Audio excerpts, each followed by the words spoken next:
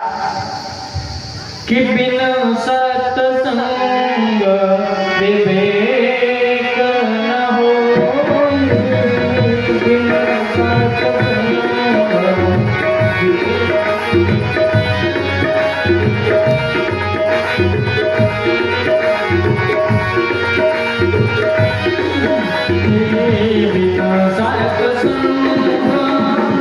विवेक न होई, बिन सत्संग विवेक न होई, काम के पावे न तुलन होई, काम के पावे न तुलन होई।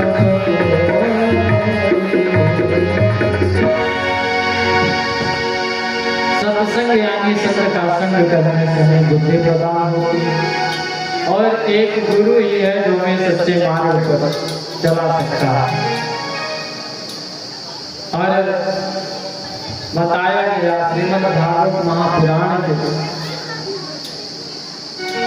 अध्यात्म के पहले अध्याय के दूसरे श्लोक में वर्णन आया, महात्म्य के पहले अध्याय के दूसरे श्लोक में वर्णन आया कि यम प्रवदन्तमनुपेतं प्रेतकृत्यं द्वैपायनो विरहकातराजुहाव पुत्रेति तन्मयतया तरवो विनेदुः तं सर्वभूतहृदयं मुनिमानतोऽस्मि। यहाँ पर हमें दूसरे श्लोक से मिलता है क्या?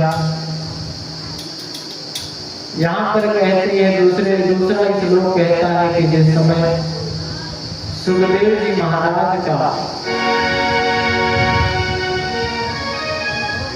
यज्ञोपवीत संस्कार नहीं हुआ था, यानी कि सुखदेव महाराज जिस समय गर्भ से बाहर आए उसी समय अपना कमंडल उठा करके जंगल की ओर प्रस्थान कर गए। अच्छा, हम सोचेंगे यहाँ पे दर्शाया गया, इस श्लोक में दर्शाया गया कि सुखदेव जी महाराज जंगल की ओर प्रस्थान कर गए, लेकिन हम कैसे जानेंगे कि सुखदेव जी महाराज हैं कौन? तो इसकी जीवनी पद्म पुराण में दर्शाई। और आइए श्री सुखदेव जी महाराज की कथा भक्तों को श्रवण कराते हैं। एक समय की बात है, देव ऋषि नारद जी नाना लोकों में भ्रमण कर रहे हैं। अचानक उनके मन में विचार आया कि पिता जी से दर्शन करें, अपने भगवान भोलेनाथ जी से दर्शन करने का विचार अचानक उनके मन में आया। तो नारद जी को आप सभी जानते हैं, नारद जी बड़े विचित्र संत हैं। नारद यानी जिनकी बात कभी भी रद्द ना हो, उनका नाम नारद। और भी बताया गया कि नारद ज्ञान ददाति नारद। नारद जी ऐसे विचित्र संत हैं कि जिन भक्त के घर में उनका चरण पड़ जाए, जिन भक्त के घर में नारद जी का पदार्पण हो जाए, यदि झगड़ा हो रहा हो तो झगड़ा कभी नहीं होगा। और जिस घर में झगड़ा कभी ना होता हो, देव ऋषि नारद जी का पदार्पण उस घर में हो जाए महाराज, तो झगड़ा होना निश्चित है। ऐसे विचित्र संत है नारद जी। अब नारद जी ने अपने मन में विचार बनाया कि काफी दिन हो गया हमारे पिता भगवान भोलेनाथ जी से मिलाप नहीं हुआ, उनके दर्शन नहीं हुए। और मन में विचार बनाया कि चलते हैं आज भगवान भोलेनाथ के दर्शन करेंगे। नारद जी यही मन में विचार बना करके बीड़ा बजा रहे हैं, भगवान का गुणगान कर रहे हैं। कैसे? श्रीमन नारायण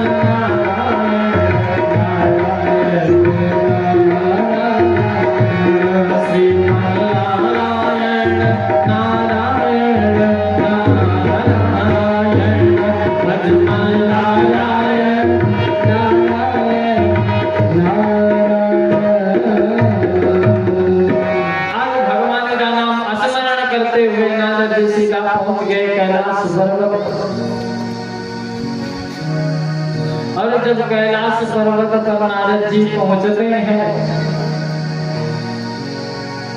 तो नारद जी को कोई भी दिखाई नहीं पड़ता। बड़े जोर से आवाज लगाते हैं पिताजी पिताजी, लेकिन पिताजी हो तब तो बोले। मैया पार्वती जी है और आकर के कहा कहिए देवर्षि नारद जी सब कुशल मंगल तो है। अरे तुरंत नारद जी मैया पार्वती को प्रणाम करते हैं और कहते हैं हाँ भैया सब एकदम कुशल मंगल। मैया पार्वती जी कहती हैं कि देवर्षि नारद जी कहिए किम कारणमस्ति, अर्थात क्या कारण है, किस कारण बस आपका यहाँ पदार्पण हुआ। नारद जी कहते हैं कुछ नहीं मिला, मैंने तो अपने मन में विचार बनाया कि बड़े दिन हो गए पिताश्री के दर्शन नहीं हुए, चलकर पिताश्री का दर्शन करता हूं। लेकिन मैया क्या बात है, पिताजी तो दिखाई नहीं पड़ रहे।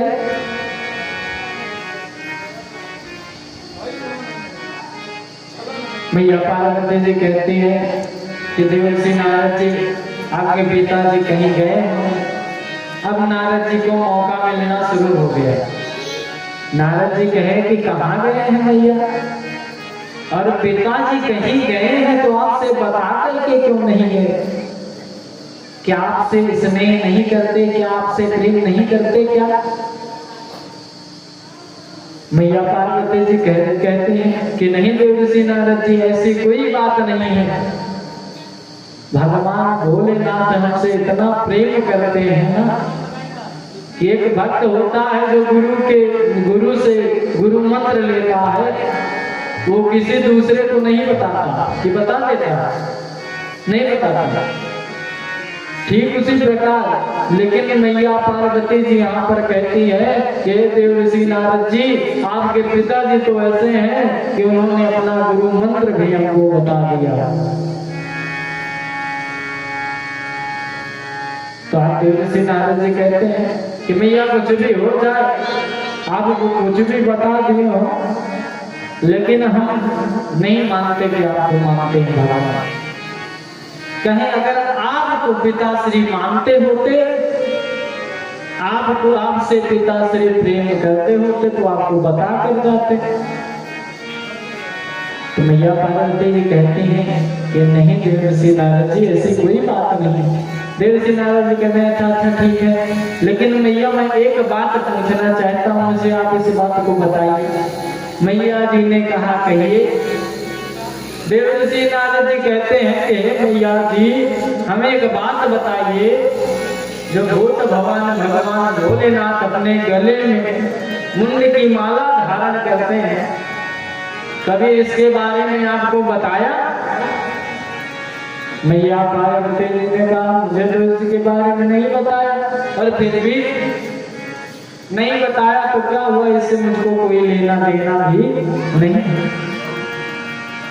नारद जी ने कहा कि नहीं माता जी, अगर आपसे प्रेम करते होते तो भगवान भोलेनाथ जी आपको ये बात जरूर बताएंगे। इतना कहकर के देवर्षि नारद जी कहते हैं कि अच्छा मैया कोई बात नहीं, जो हुआ सो हुआ, अब मुझे आदेश दे दीजिए। आज वहां से देवर्षि नारद जी प्रणाम करके आगे प्रस्थान कर जाते हैं। लेकिन मैया पार्वती के मन में अब ये प्रश्न दिमाग में उनके बैठ गया। उधर नारद जी जब कुछ मार्ग चले तो सामने से उनको भगवान भोलेनाथ जी आते हुए दिखाई देते हैं।